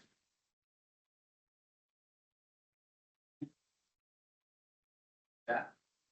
I think we're ready to move on to subcommittee business. First item is transfer discussion, is feedback, and we'll leave that off, Rob. Sure, I can. Let me get my. There it is. Okay, so again, subcommittee people, especially the ones online, it's a little bit more of you than sitting in the room here. So what do you think of the discussions we had today? That's the big question. Was Ricky's discussion a very pleasant one, and we learned a lot on the status of the WARM project. Matthew has thoughts. Matt, okay. Yes. Yeah, I really appreciated Ricky's presentation and also the walkthrough of the flow of how the waste will go from the tanks to double shell tanks to the pretreatment, and understanding what that pathway looks like better. That really helped out a lot. Thank you.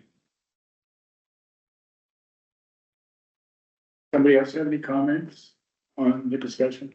What about the second presentation? Tom? Was pretty thorough. Having asked for a document, that would be nice. So we can do something with that. Has thoughts. On the second presentation, it was pretty high level, but I think you walked away with the sense that there's been a lot of effort to try and get lessons learned from a variety of sources. There wasn't a lot of specificity, and there probably couldn't be because there's so many things that have been identified. But you do get a good sense that there's been a lot of effort to try and learn from the past. Which is unusual out there, even though we have lessons learned programs in all the companies. Not always are they used to do something else. So that was kind of enlightening to see that they are doing it. They're tracking it and completing some of those items, which is really great. I guess the one thing that I would have liked as an example of a really important one versus let's make the signatures more visible so everybody can read, have the procedure with them all the time. You know, those are two different sets of lessons learned that I think we could have had some more examples. They were just saying, yeah, something more operational rather than Yeah. down in the dirt with the Yeah. actual workers. And then there's a lot of difference too, in that when they go out, they don't build stuff from scratch out there. In a lot of cases, they'll go out to the best company that they can find to build the unit, and then they accept it, and then they install it, and if it doesn't fit, then we're in trouble. Right. Yeah, and, yeah, it needs to be also expanded that way. You didn't address the issue with the aging facility and the aging parts. As far as I was concerned, I didn't ask because I don't want to bring up Yeah. yeah. Well, one experience that we did have out there when it converted over from the BNFL project to the Bechtel project was the fact that BNFL had ordered portable monitors back in '02 for the building that they were gonna complete by '07. And then when they go to try to test them in 2010, they find out that they're all 486 computers. Nobody's got the parts. So all those Everline photo monitors that were the greatest and the best at the time are useless. Yeah. There are other reflections on today's presentations.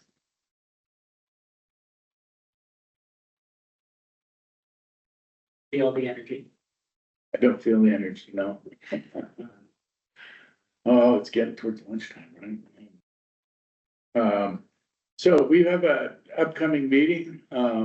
Well, do you want to tell us when our board meeting and the next meeting now is scheduled? Do you have it on your calendar?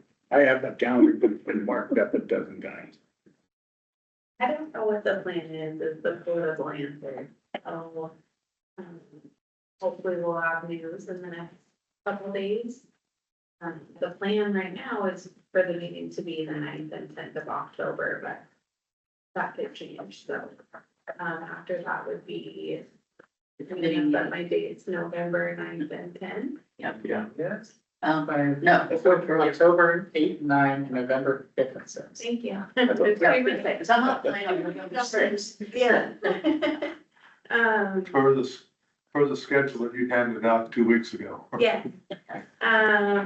So yeah, that's the planned dates. I would also say, because I believe Twist was one of the ones, no, you guys were planned for April. Whatever you guys need to support the requested advice for, if there's anything different than what we already have for November, let us know so we can work on those. Okay. Agendas and such. Okay, then let's talk about it, because, you know, we're faced with, a decision coming up pretty soon at the end of the year from DOE, what they're gonna go forward with the grouting or not grouting. And, we've had this idea that we were gonna offer some advice, but mostly, saying impartial as to the decision being made, but if the decision is made to ship liquid offsite, we would like to see that, et cetera, in particular, some kind of advance warning, some kind of coordination between local municipalities that you got trucks coming through. Some sort of a response plan if an accident occurs.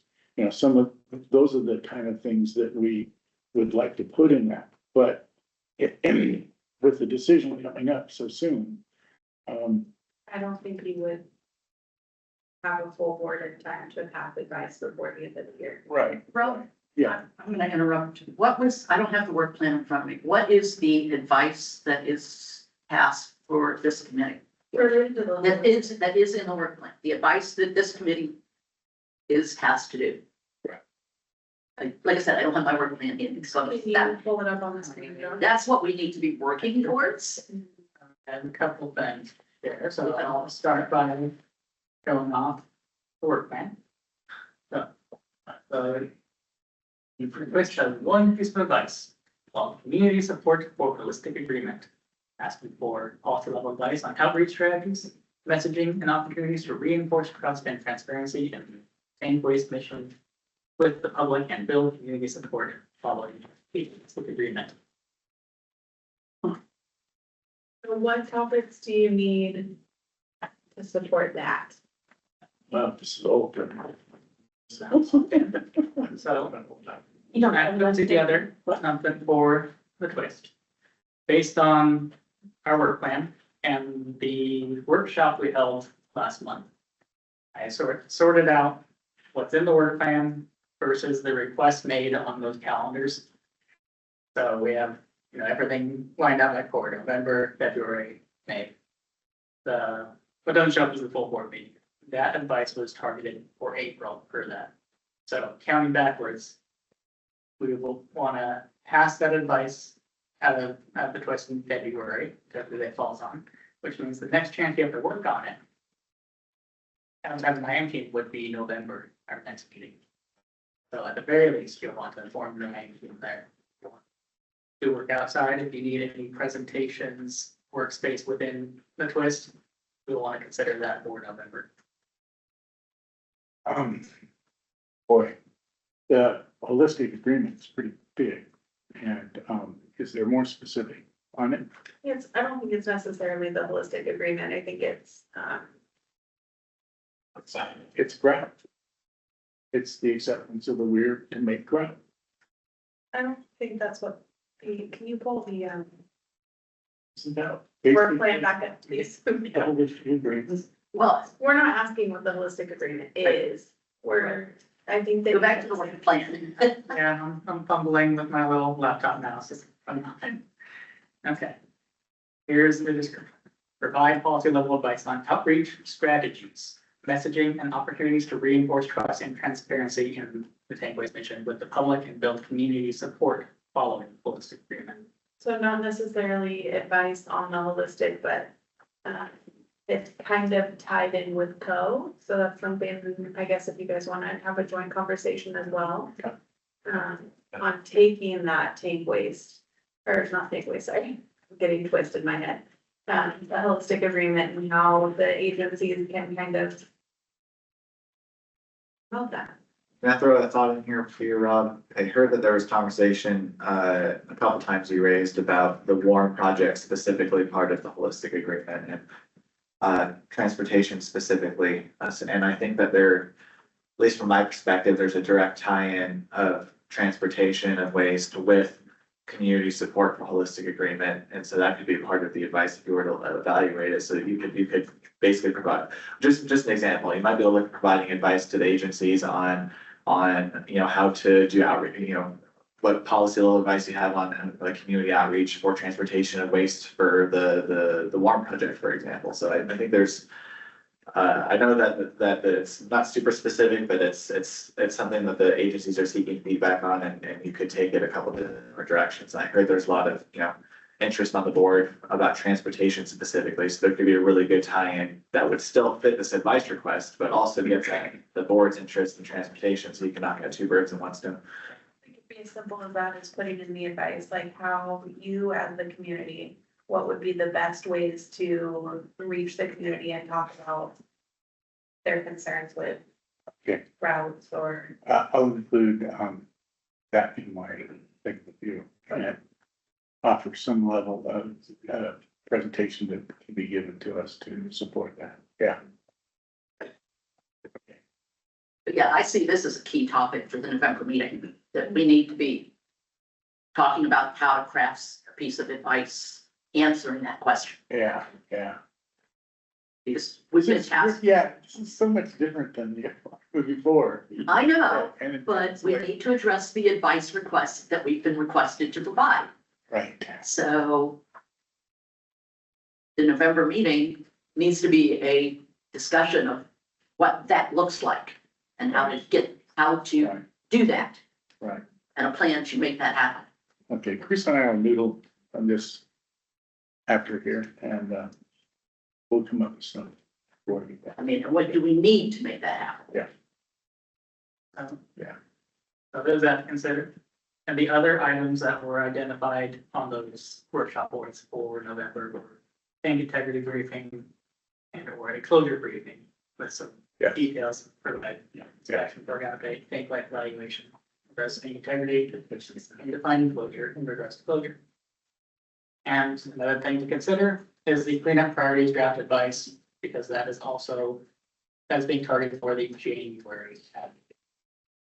So we were just double checking some stuff, Rob, but, I believe Heather Dale is planning on speaking tomorrow morning at 10:15. And it's part of like an open house event discussion. So that might be, I don't know if you're planning on attending so tomorrow, but it might be worth it because that would give you some ideas for something that you could include in that event. Like maybe recommend having open house events where we can talk about the transportation routes and stuff. Right. And that's what Rob and I were talking about before the meeting. Exactly this conversation. The same thing, but then, yeah, Yeah, that's yeah. Just different words. I'm looking at November, so I've taken everyone's requests between the subcommittees and figure out how we could potentially fit together. I have TWST identified for November 5th, sharing a day with the CUE conveniently. Wasn't sure if we need to do a joint topic on holistic agreement yet.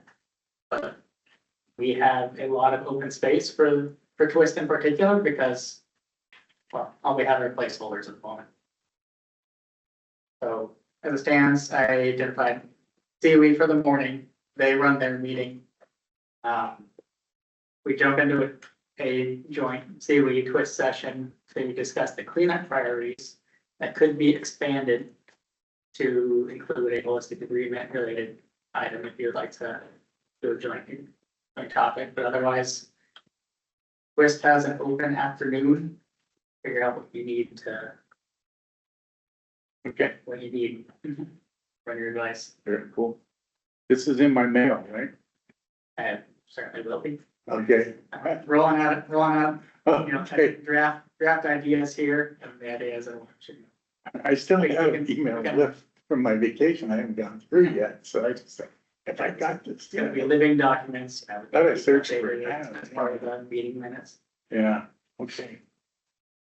Good deal. So, rolling back up, make CSEC also identify agenda deadlines.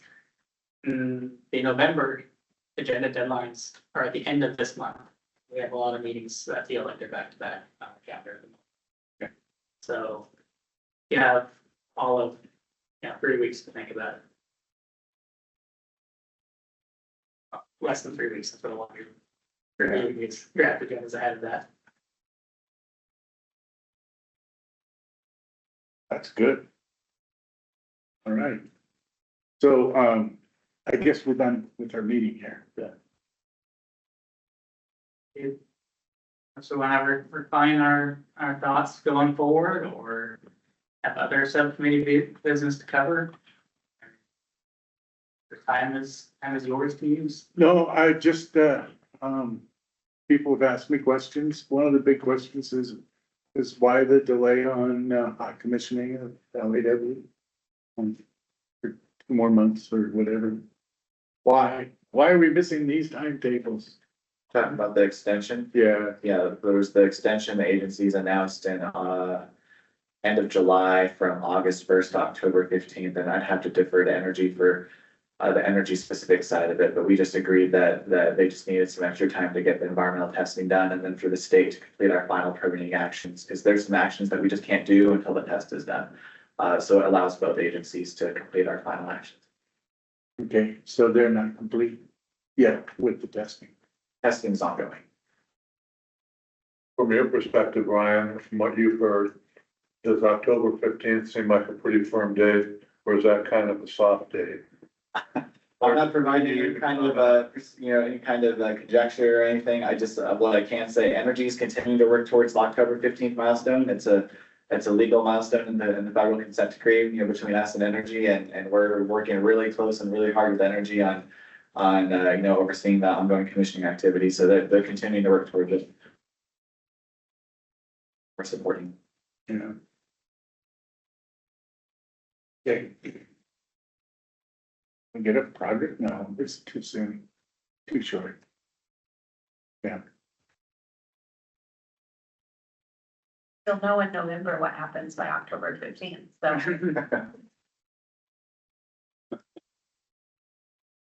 Okay, well. Unless there's anything else somebody wants to talk about. Meeting adjourned? Say so. Yeah, well, somebody's gotta say it. Yeah. Don't you have to say it? Don't you? No, you do. Okay, but in the very beginning of the meeting, don't you have to have speech to say that you're Not anymore?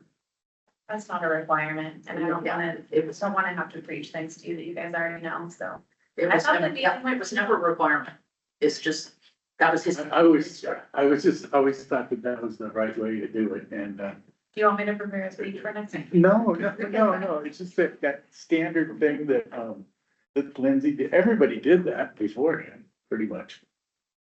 I try and stick to the requirements and that's it.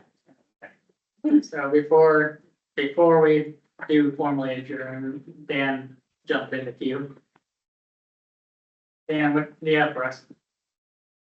Thank you. Good morning. I'm wondering if it would be useful at some time to hear from the Defense Nuclear Safety Review Board on their view of the handling of the technical issues.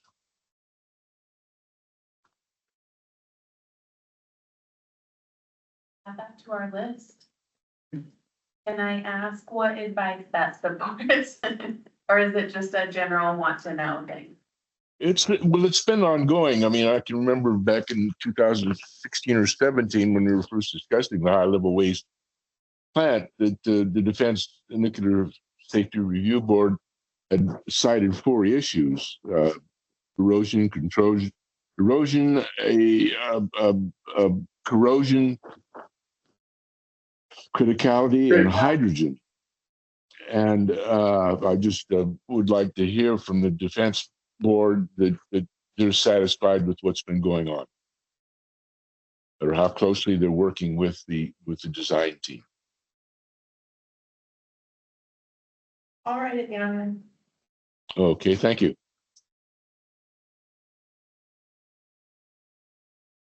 Any other closing thoughts?